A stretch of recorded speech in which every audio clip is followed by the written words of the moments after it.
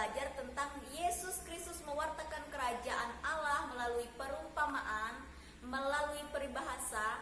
Hari ini kita akan belajar tentang mujizat-mujizat yang dilakukan oleh Yesus. Tetapi sebelum belajar, mari kita siapkan dulu hati kita untuk berdoa.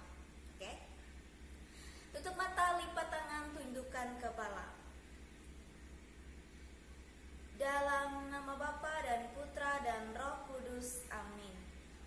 Tuhan Yesus yang baik, terima kasih atas berkat dan rahmat-Mu yang selalu Engkau limpahkan dalam kehidupan kami. Kami ingin belajar tentang mujizat-mujizat yang Engkau lakukan kepada orang-orang, dan mampukanlah kami untuk memahami dan melaksanakan firman-Mu. Sebab Engkaulah Tuhan kami kini dan sepanjang masa. Amin. Dalam nama Bapa dan Putra dan Roh Kudus, amin. Oke, jika kita flashback, jika kita melihat-lihat dan kita mengamati dari kitab suci, Tuhan Yesus ini adalah seorang manusia yang termasuk multi talent, ya. Termasuk manusia yang banyak sekali kemampuan, banyak sekali talenta. Bayangkan, ia juga mengajar, ya, berarti profesi guru juga ia dalami, kan, mengajar. Ia juga menasehati atau menegur melalui perumpamaan-perumpamaan, nah, sebagai penasehat. Kemudian ia memberi semangat kepada yang lemah letih lesu, berarti sebagai motivator dong. Nah, lalu ia juga memberi makan 5.000 orang. Nah, jadi kalau zaman sekarang koki, ya kan, memberi makan orang lain. Jadi koki. Lalu apa lagi? Tuhan Yesus menyembuhkan banyak orang. Orang lumpuh bisa berjalan, orang buta bisa melihat, orang tuli bisa mendengar, dan sebagainya. Berarti ia juga adalah dokter, adalah perawat juga di bidang kesehatan, juga berbakat Tuhan Yesus, ya. Lalu apa lagi? Dan banyak lagi, ya. Orang yang kerasukan setan bisa ia usir setannya. Nah, berarti sebagai pendoa juga, sebagai pengkhotbah juga, Tuhan Yesus juga. Tuhan Yesus borong semua tindakan-tindakan yang baik-baik itu, Tuhan Yesus borong semua, ya. Nah, hari ini kita belajar bagaimana Yesus membuat mujizat-mujizat kepada orang-orang yang dijumpainya. Tuhan Yesus melakukan mujizat-mujizat ini bukan untuk dilihat seperti orang yang hebat, untuk menuai pujian dari orang lain, supaya orang lain bisa menganggapnya sangat berpengaruh, tidak juga. Tetapi Tuhan Yesus ingin menyatakan, ingin mewujudkan kasih Allah.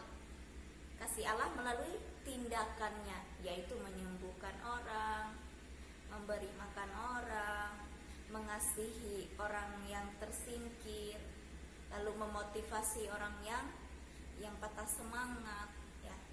Kehadirannya merupakan tanda kasih Allah kepada manusia. Ia membuat mujizat-mujizat itu supaya manusia melihat karya Allah, supaya manusia menyadari bahwa Allah sangat mengasihi manusia. Ia membuat mujizat supaya menyatakan bahwa Allah adalah penguasa, bahwa Allah yang paling berkuasa di dunia dan di surga, bahwa segala sesuatu itu jika tidak sesuai dengan kehendak Allah tidak mungkin akan terjadi.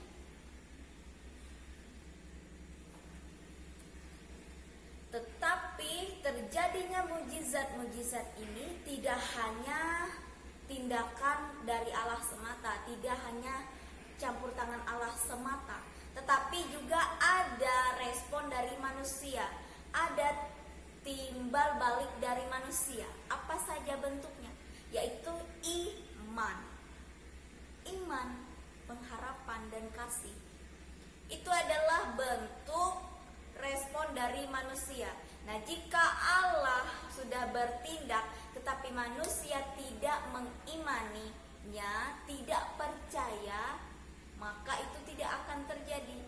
Seperti dalam beberapa mujizat-mujizat yang dilakukan Yesus. Tuhan Yesus selalu mengungkit iman. Artinya mujizat itu tidak terjadi jika kita tidak beriman sepenuhnya kepada Allah. Allah tidak bisa bertindak jika kita tidak percaya kepada Allah.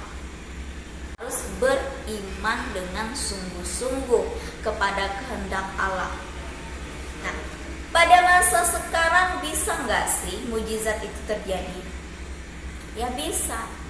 Seperti dalam pengantar tadi kan, Tuhan Yesus mengajar, berarti profesinya sebagai guru.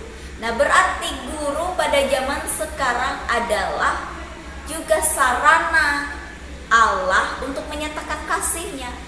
Guru tugasnya mengajar. Orang tua diberikan kepada kamu supaya bisa membimbing kamu, memberi kamu makan, memberi kamu pakaian, mencintai kamu. Ya. Itu juga anugerah dari Allah, bentuk Allah mengasihi kamu. Lalu apalagi kamu sakit, ada dokter, ada perawat, ada bidan dan sebagainya untuk menyembuhkan kamu. Nah, mereka itu juga merupakan tanda kasih Allah untuk kita manusia. Allah memakai mereka supaya bisa menyembuhkan orang. Tanpa penyertaan dan bimbingan dari Allah, kita tidak bisa apa-apa. Nah, sekarang Ibu mau bertanya dan kamu ceritakan dalam sebuah video. Tugasmu kamu ceritakan kasih Allah yang mau dinyatakan melalui kamu itu seperti apa bentuknya. Kalau tadi kasih Allah kepada kita melalui guru itu karena mengajar. Kasih Allah kepada kita melalui orang tua mengasihi kita, memberi kebutuhan kita, menyayangi kita. Lalu Tuhan Allah mengirimkan dokter supaya bisa menyembuhkan kita. Nah, coba kamu renungkan, coba kamu sadari Allah mengasihi orang lain melalui kamu itu dengan apa? Apa saja tindakan Allah melalui kamu? Ya, kamu sebagai seorang pelajar atau sebagai seorang anak. Lalu apa tindakan Allah sebagai pernyataan bahwa Allah mengasihi manusia melalui kamu, melalui tindakan yang kamu lakukan. Tindakan apa? Kamu ceritakan. Oke? Kamu ceritakan menurut pendapatmu sendiri, menurut pengalamanmu, menurut apa yang kamu rasakan selama ini. Kasih Allah yang seperti apa yang mau kamu salurkan, yang mau kamu wartakan kepada orang lain. Oke? Itu saja tugasnya hari ini. Sekarang mari kita tutup dengan berdoa. Dalam nama Bapa dan Putra dan Roh Kudus. Amin.